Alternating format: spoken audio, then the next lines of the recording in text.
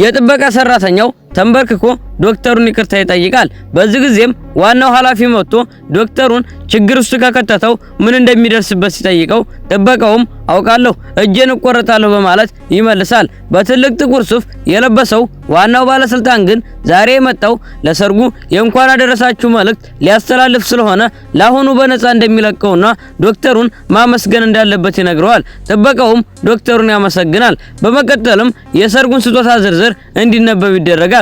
ስጦታውም 5 ሚሊዮን ዋን የሚያወጣ የወርቅ ሰይፍ፣ አንድ የክብር ድንጋይ ስጦታ፣ አንድ የግል ጄት አውሮፕላን፣ በተጨማሪም 10 ቢሊዮን ዋር በጥሬ ገንዘብ ለሰርጉ ስጦታ ተበርክቷል። ይህን ስጦታ ዶክተሩ እንዲቀበለው ቢጠየቅም ሙሽራውና ባይ የተባለው የቤተሰቦቿ ወገን ሰርጉን እንደሰረዙት ይናገራሉ። ዋናው ባለስልጣን ሰርጉ ስለመሰረዙ ሲጠየቅ ሙሽራው ዶክተር ዝቅተኛ የጽዳት ሰራተኛ ስለሆነ ከሷ ጋር እንደማይመጥንና ሰርጉን ሰርዘው የዶክተሩን ወንድም የዋን ቤተሰብ ወራሽ የሆነውን ዋንፉንን መምረጣቸው ይገለጻል። ሰላም ጋይስ እንዴት ናችሁ? ሁላችሁንም ሰላም ብያለሁ። ቪዲዮን ከመጀመራችሁ በፊት ቪዲዮውን ላይክ፣ ቻናል ሰብስክራይብ በማድረግ ጀምሩ። በነገራችን ላይ ቪዲዮን የምታዩት አብዛኞቻችሁ ሰብስክራይብ አላረጋችሁኝም። ለእናንተ ምንም ሲሆን ለኔ ግን ይጠቅመኛል እና ሁላችሁም ሰብስክራይብ እያረጋችሁ ወደ ቪዲዮ እንመለስ። ይህን ሲሰማ ስጦታውን ያመጣው ሰውዬ በጣም በመቆጣት የማይረቡ ሰዎች እንደሆኑና ዶክተሩን ለነሱ እንደ ሰማይ ሆኖ ሊደርሱበት የማይችሉት ትልቅ ሰው መሆኑን ይነግራቸዋል። እንዴ ሊንቁትና ሊበድሉት እንደደፈሩም ይጠይቃል። በመቀጠልም የዋንና የባይ ቤተሰብን ከዚህ አካባቢ እንደሚያጠፏቸው በጂንሃይ ውስጥ ትልቁ ባለሀብትና ሙሉ አካባቢውን ሊያጠፋ የሚችል ትልቅ ሰው ከጀርባቸው እንዳለ በማስፈራራት ይናገራል። ዋናው ባለስልጣን ትከሻውን ነክቶ እሱን የሚቃወም ማንኛውም ሰው ከዛ አካባቢ እንደሚባረር ሲገልጽም ሁሉም ሰው በድንጋጤ ይዋጣል። ሙሽራውና ቤተሰቦቿ ግን አሁንም በትዕቢት እነማን እንደሆኑና ራሳቸውን እዚህ አካባቢ አስተዳዳሪ ወይም ንጉስ አድርገው እንዳሰቡ ይጠይቃሉ። ዋናው ኃላፊም ካልተቀበሉ በኃይል እንደሚያስገድዷቸውም ይናገራሉ። የሙሽራዋ ወገን የሆኑት ሽማግሌ ግን በጂንሃይ ውስጥ ትልቁ ባለሀብት ስለሆኑ ብቻ ምንም ነገር መለወጥ የሚችሉ እንዳይመስላቸውና የነሱ የዋን ቤተሰብ ደጋፊ በጂንሃይ ውስጥ አደገኛና እጅግ ባለጸጋው የሆነው የሚ ቤተሰብ መሆኑን በኩራት ይናገራሉ። በዚህ ጊዜ ሙሽራዋ ወደፊት በመምጣት ዶክተሩን በንቀትና በቁጣ መመልከት ትጀምራለች። የዋን ቤተሰብ እሱን በደረጃው ከፍ አድርጎ ሲያሳድገውና ሲንከባከበው የነበረበት ምክንያት እንደማያውቅ ከተዋወቁ 5 ዓመታት ቢያልፉም ስለ ጸባዩ ጠንቅቃ እንደምታውቅና ምንም የማትረባ ሰው እንደሆነ ትነግረዋለች። በመቀጠልም በዚህ ዓለም ላይ ትልቁንና ውድ የሆነውን ዘውድ እንደሚሸልማት ይነግራት እንደነበርም አስታውሳ አሁን ግን ተራ የጽዳት ሰራተኛ መሆኑን በመግለጽ ታጣጥለዋለች። በዚህ መሃል ዶክተሩን የሚደግፈው ዋናው ኃላፊ እውነቱን ለመናገር ይሞክራል። እሱ እውነተኛው የሕክምናው ዓለም ንጉስ እንደሆነ ዋንፉን የተባለው ደግሞ የሱ ወንድም መሆኑንና ዘመዶቹ ሁሉ እውነቱን ቢያውቁም እሷ ብቻ ምንም እንደማታውቅ ይነግራታል። ወደፊት ምንም አይነት ተስፋ የለውም ብላ ሰርጉን እንደሰረዘችውና ገንዘብ ከሌላት የምትወደው ሰው እንኳን ጥሏት እንደሚሄድ ያስረዳታል። የሙሽራው ወገን የሆኑትም ሽማግሌ አሁንም በቁጣ ይበቃል ካሉ በኋላ ስለ ዶክተሩ ማንነት ጠንቅቀው እንደሚያውቁና አሁኑኑ ከጂንሃይ ለቀው ካልወጡ ዶክተሩ ራሱ እንደሚያባርራቸው ይዛሉ። ሽማግሌውም ንግግራቸውን በመቀጠል ለዚህ ሰው ሲል መላውን የጂንሃይ የቢዝነስ ማህበረሰብ ለመቃወም እየሞከረ እንደሆነና እሳቸውም በዛ አካባቢ ያሉትን ነጋዴዎችና የቢዝነስ እንቅስቃሴዎች በሙሉ ወክለው እንደሚናገሩ ይገልጻሉ። የሰሜኑ ክፍል ትልቁ ባለጸጋው የሚ ቤተሰብ መሆኑን አስቀድመው መንገራቸውንም ያክላሉ። በየአካባቢው የቆሙት ሰዎችም ሁሉ በነገሩ እየተገረሙ እያለ የሽማግሌው ረዳት የሆነው ሌላው ሰው ከሚ ቤተሰብ ጋር ሲወዳደሩ በመንገድ ዳር እንዳለ ቆሻሻ ብቻ እንደሆኑና መሞት ፈልገው ካልሆነ በስተቀር ራሳቸውን እንዲያዘጋጁ ያስፈራራቸዋል።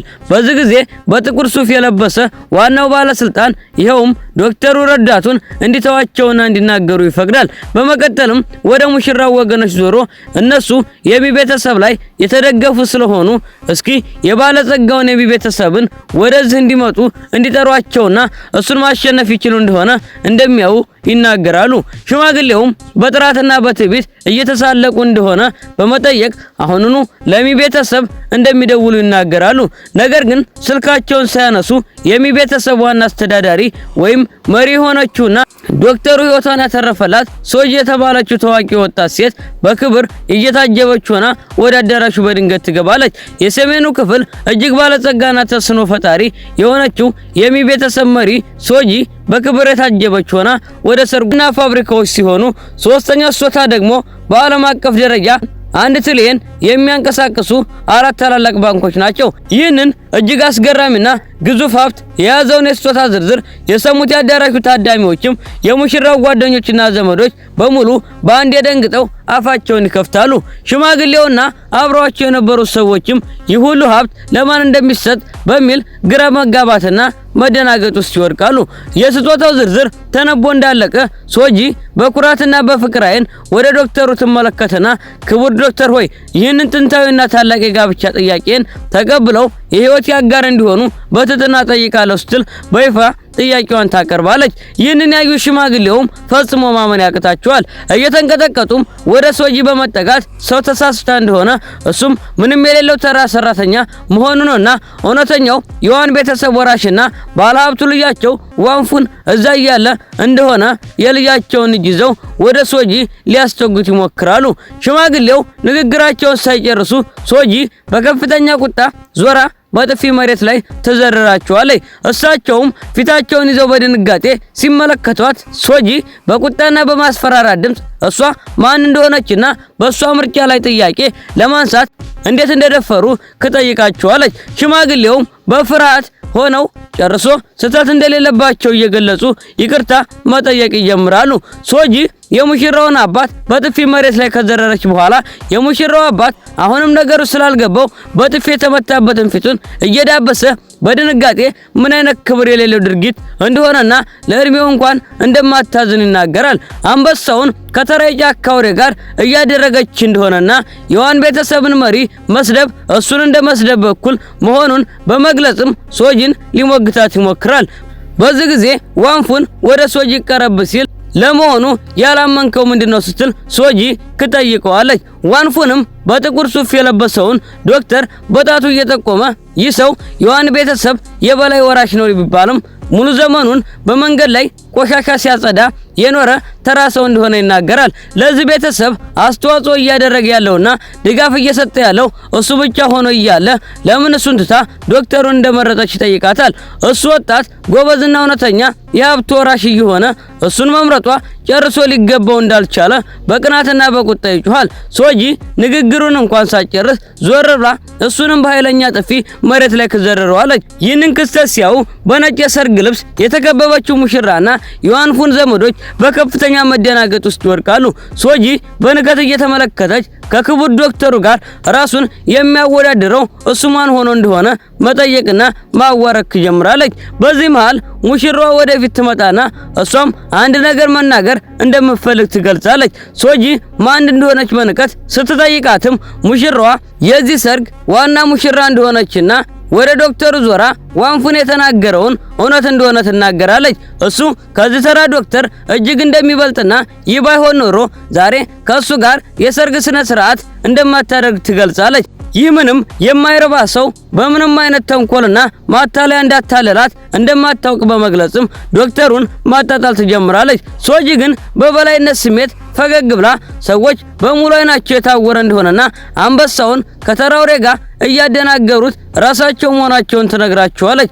ሙሽራዋም አሁንም ነገሩ ስላልገባት ይህ እንዴት ሊሆን እንደሚችል እሱን እንዴት ትልቅ ሰው ሊሆን እንደሚችልና ባለጸጋውን ቤተሰባቸውን ለማታለል ምን አይነት ዘዴ እንደተጠቀመ እየጮኸች ትጠይቃለች። በመጨረሻም እስካሁን ዝም ብሎ የነበረው ባለ ጥቁር ሱፉ ዶክተሩ ወደ ዋንፉንና ወደ ሙሽራዋ ይዞርና እጁን ወደ ዋንፉን እየጠቆመ በቁጣና በኩራት ድምጽ ከነሱ ሞኝነትና ስንፍና የሚያስቡት በላይ መሆኑን ይነግራቸዋል። እሱን እንደ ተራ ሰው ቆጥረው ሊያታልሉት እንደሚችሉ ማሰባቸውንና እሱ ማንነቱን በሚገባ እንደሚያውቅ እሱ ግን ምንም የማይጠቅሙ ፍጥረታት መሆናቸውን ይገልጻል። ይህ ገና ጅምሩ እንደሆነና በቅርቡ እውነተኛው ዶክተሩ ማመስገንና የሶጂን ጥያቄ እንዲቀበል መማጸን ይጀምራሉ። ይህንን ትዕይንት የተመለከቱት የዶክተሩ እናትም በሁኔታው እጅግ ተገርመውና ደንግጠው ወደ ልጃቸው በመጠጋት ይህ እውነት ስለመሆኑ ወይም በህልማቸው እያዩት እንደሆነ ይጠይቁታል። ዶክተሩም በእርጋታና በፈገግታ ወደ እናቱ ዞሮ ይጨርሶ ህልም እንዳልሆነና እውነተኛ ክስተት መሆኑን ያረጋግጥላቸዋል። በመቀጠልም እናቱ ከፈቀዱለት ይህንን የጋብቻ ጥያቄ እንደሚቀበል ይነግራቸዋል። እናቱም በደስታና በኩራት ስሜት ፈገግ ይላሉ። ዶክተሩ በመቀጠልም ወደ ሶጂ ዞሮ በዚህ ዓለም ላይ ከሱ የተሻለና ታማኝ ሴት እንደማያገኝ ገልጾ ያቀረበችውን የጋብቻ ጥያቄ በደስታ እንደተቀበለ ይነግራታል። ይህንን ስትሰማም ሶጂ በደስታ ትፈነጥዛለች። ዶክተሩም እጁን ይዘረጋላትና ሶጂ ያዘጋጀችውን የጋብቻ ቀለበት በጣቱ ላይ ታደርግለታለች። ከዛም ሁለቱም እጅ ለእጅ ተያይዘው ወደ ታዳሚው ዞሮ ዛሬ የጋብቻ ስነ ስርዓታቸውን በይፋ ታስጠነቅቃታለች። ቪዲዮውን ላይክ እና ሰብስክራይብ እያደረጋችሁ ኮሜንት ላይ ፓርት 4 እያላችሁ ጻፉ። ይመቻችሁ።